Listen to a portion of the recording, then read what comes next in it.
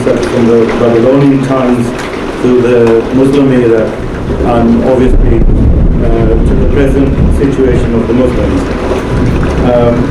I would like to ask you a question. During the Prophet's time, or before the Prophet's time, the Arabs were of a very ignorant nature.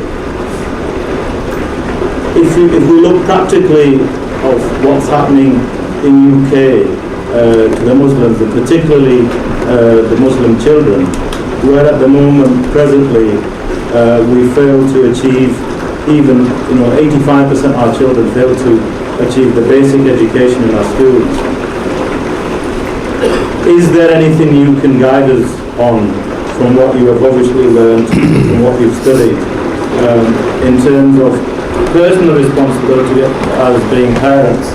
No. Then obviously there is the leadership question and the fracture of the Muslim community within UK and obviously in Britain.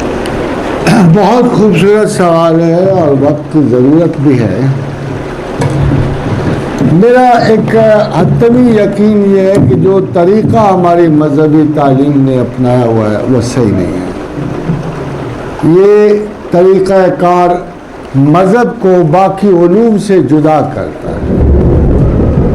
And the mode of inquiry is separated, and it looks like that on one side we are busy in inquiry, in research, in moving towards these universal orders, and on the other hand we are going backward to believe something which is not there, which is not supposed to have a question in it.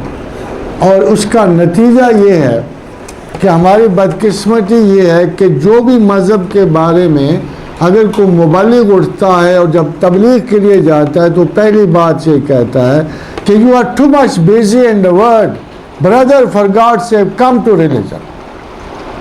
اس کا مطلب یہ ہوا کہ دنیا جو ہے وہ مذہب کی فیلڈ نہیں ہے، بلکہ آپ ادھر آؤ.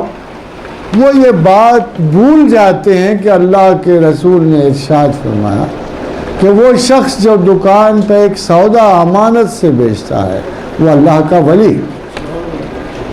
اور اگر آپ اپنے عہدے کے ساتھ انصاف کر رہے ہو تو آپ اللہ کے ولی.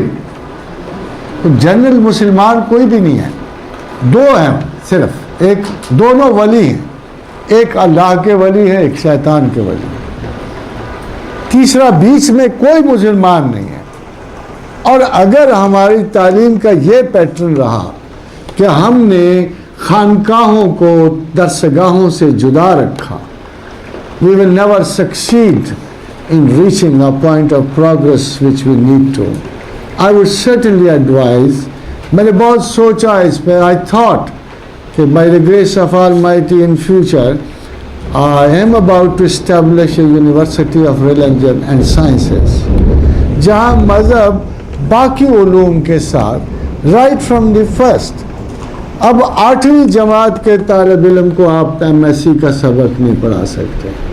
So you have to create the regularity and step by step آپ ایک بچے کو جب پوری انکوائری کے ساتھ مذہب پڑھائیں گے تو میرا نہیں خیال بس اسلام میں اتنی طاقت ہے, اگر میرے جیسا شخص جو تمام تر مغربی علوم کا شناسہ تھا, اگر خیالات کے تصادم میں جب میں نے اپنے مذہب کو دیکھا ہے, it was such a beauty of a thought کہ کوئی خیال اس کے مقابل نہیں آتا تھا. لوگ تو صرف اس کے مسائل پہ جھگڑتے ہیں مگر کوئی اس کا حسن تصور تو نہیں جانتا. یہ بدقسمتی ہے کہ ریگولر مذہبی تعلیم اسلام کے اس پیٹرن کو نہیں جانتی اور پہچانتی جس کی وجہ سے اسلام فاتح عالم تھا.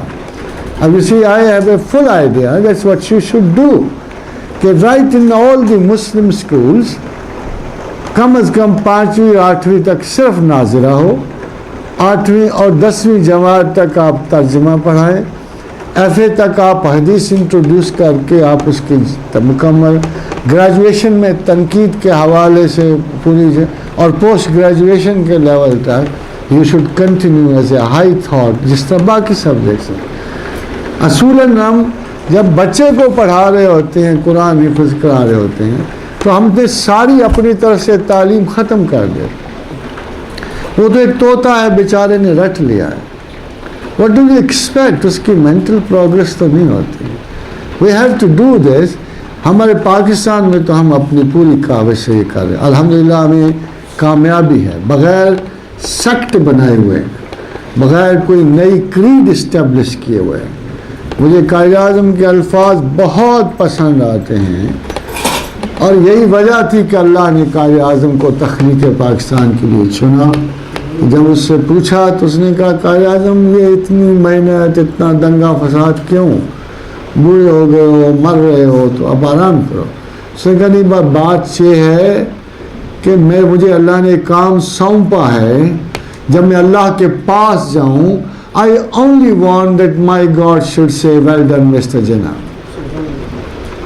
اور دوسری بات قائد اعظم نے کہا کہ دیکھو میں جانا چاہتا ہوں قیامت کے دن جب اس کے حضور پیش ہوں تو اللہ مجھے کہے کہ محمد علی تم مسلمان پیدا ہوئے، تمہیں میں نے جو کام دیا تم نے اسے بڑی اور عزت و شان سے پورا کیا، اور اب میں یقین سے کہتا ہوں کہ تم مسلمان کی حیثیت سے مر رہے ہو.